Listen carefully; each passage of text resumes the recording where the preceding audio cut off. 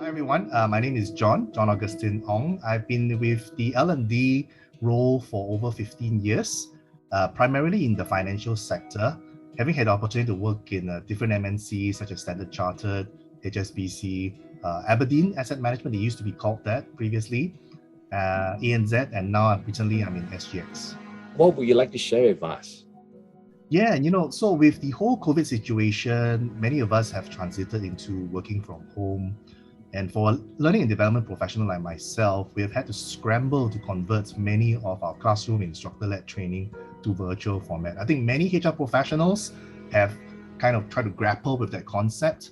Over in SGX, we have always been very comfortable with face-to-face instructor-led training in the past, primarily because as an organization size, we weren't really that big. We have always had the luxury of premises and place for people to come together for that face-to-face instructor-led type of training.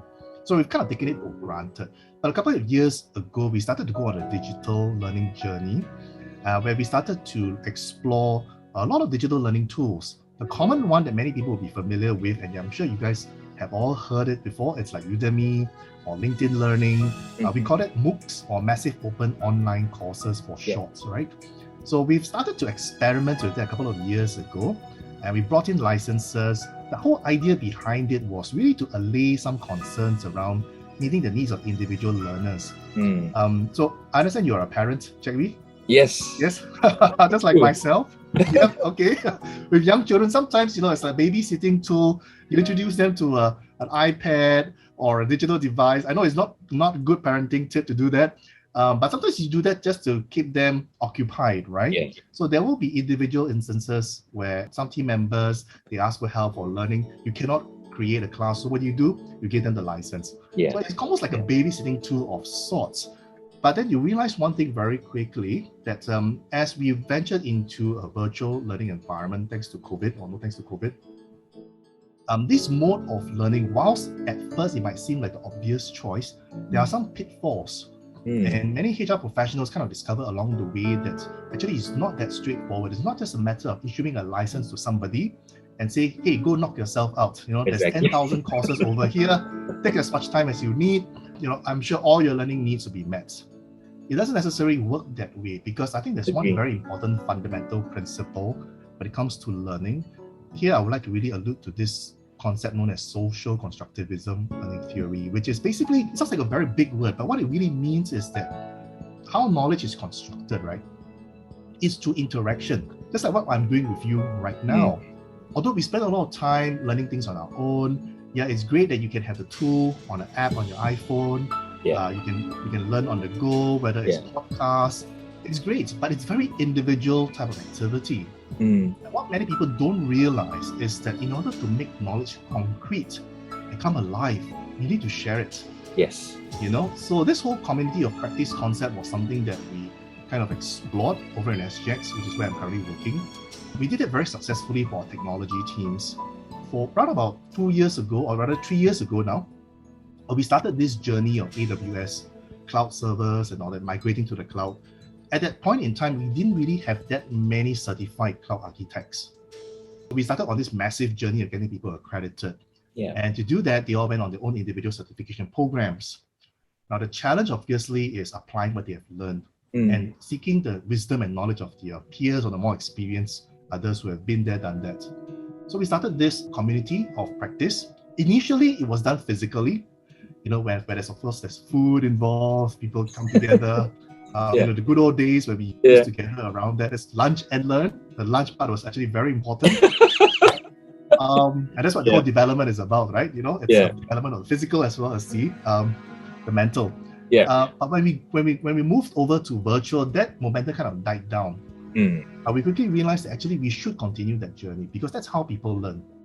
Ability to share knowledge, to share ideas, form breakout rooms, discussions, that really helps to consolidate all the learning. And I found that really, even though everything was done virtually, it did not impede learning. In fact, learning effectiveness was not affected at all. But I think if there's anything, one important lesson learned about learning is that it's a very social game. It's a very social activity.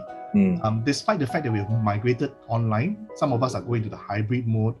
synchronous and asynchronous formats of learning. My personal opinion, from what I've seen, experienced so far, is that social activity cannot be neglected as part of the learning process. Wonderful. Questions for you. The first part you talk about, there's so many offerings online out there, and it's so easy for us to, negotiate that license, get the bulk discount, and after which get it done, craft a beautiful message, put it all the wonderful pictures and testimonials and send it out, and job done for the year, our KPI met. But what you're saying is that it's not as easy as that, because the second component is much more important. It's not, here's an iPad and go learn and knock yourself out. Exactly. When I implemented this in Zalora, we actually went on Udemy. I got a lot of excitement. Unfortunately, it died after a while. How will you keep it sustainable? Yeah, I think first and foremost, Chegwi, the number one important critical success factor is purpose.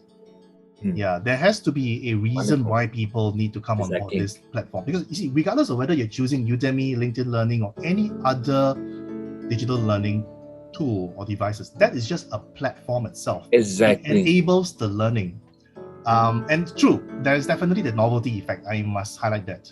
And with metaverse coming into the picture, multiverse coming into the picture, you have Meta, that's going to transform learning to a whole new level. But that's a conversation for another day. And you will find people jumping onto the bandwagon. Once again, saying, VR is the way to go. We must convert every single learning into VR. The truth of the matter is that is only a tool. And we are sometimes guilty, I myself included, right? Because I always get very excited whenever there's new technology. Same here too. And we just jump onto the bandwagon and say, this is it, this is the thing, right? The in thing. Not realizing that it's only a tool, it's only an enabler.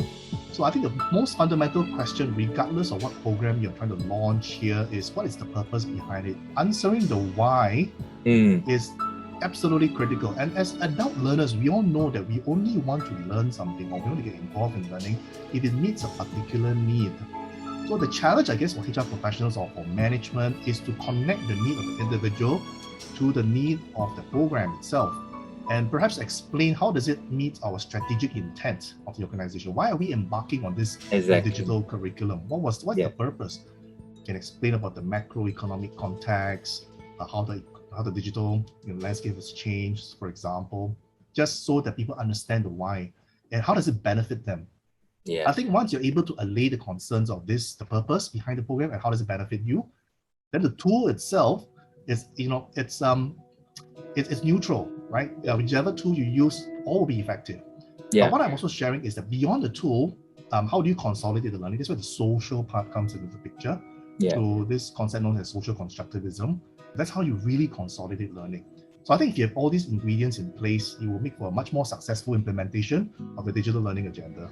It's about making sure there is purpose in our learning, and the benefits is very clear to our people. And more than purpose, you got to make it a social event. That's right. Regardless whether is it COVID or not, right? There has to be that social element. It can be online or it can be the shared learning, a summary shared with the team, cross-pollination of ideas. And that would you learn best when you teach, or you practice it, reinforce the whole learning. I think you bring it very clear. Thank you so much, John. Awesome. Thank you.